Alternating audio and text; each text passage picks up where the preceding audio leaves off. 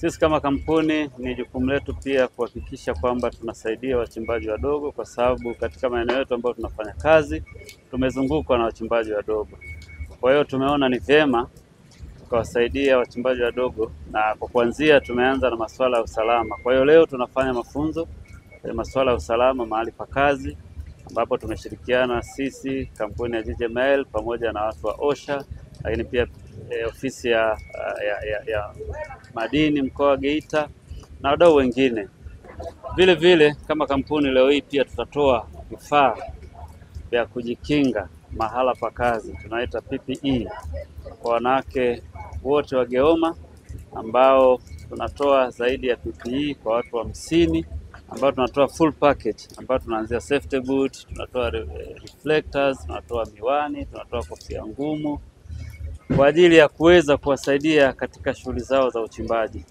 Sehemu za uchimbaji madini, wachimbaji wadogo wadogo, kuna wageni wanakuja kutoka mikoa mingine au nchi nyingine, lakini pia kuna wahamiaji wanaweza wakawa wanaingia huko, lakini ni maeneo ambayo kuna vijana wa rika mbalimbali, kuna kina mama, kuna mwingiliano wa watu wengi.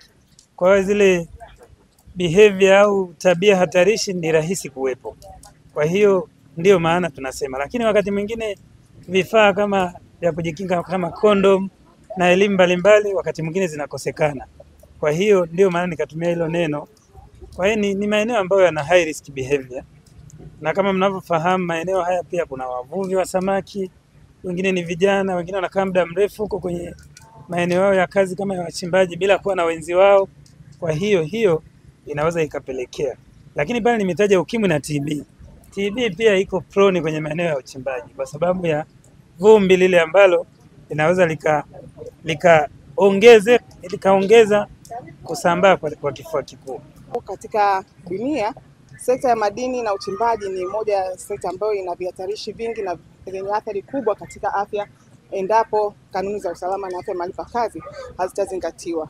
Kwa hiyo tunawashauri waweze kuzingatia sheria na kanuni za usalama na afya mahali pa kazi ili kwamba waweze kufanya kazi katika mazingira salama na waweze kuwa na afya njema, na sio kwamba wafanye kazi ambazo zitaweza kusababishia ulemavu pamoja na vifo na athari nyingine za kiafya na kusababisha wekezaji wao kukosa tija.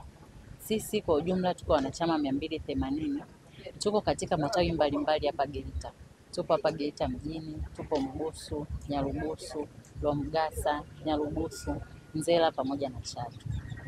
Kwa katika shughuli zetu za uchimbaji tulikuwa tunapata shida na changamoto sana kutokana na kwamba tulikuwa na uhaba wa vifaa vya kutufanyia kazi. Tunashukuru sana GGM kutuletea vifaa ambavyo ni safety boot, reflector, miwani, gloves pamoja na kofia ngumu kwa ajili ya kutulinda sisi kiafya, kwa sababu kabla ya kupata hivyo vifaa tulikuwa tunapata changamoto nyingi sana kwa sababu tunakanyaga matope kule. Kuna wadudu ambao walikuwa wanatusumbua, kemikali pia tulikuwa tunatumia kule zilikuwa zinatupa shida. Kutokana na hivi vifaa walivyotupa vitatusababishia sisi kulinda afya zetu na kutusababishia tuingie katika sekta ya uchimbaji tukiwa salama na kutoka tukiwa salama kabisa.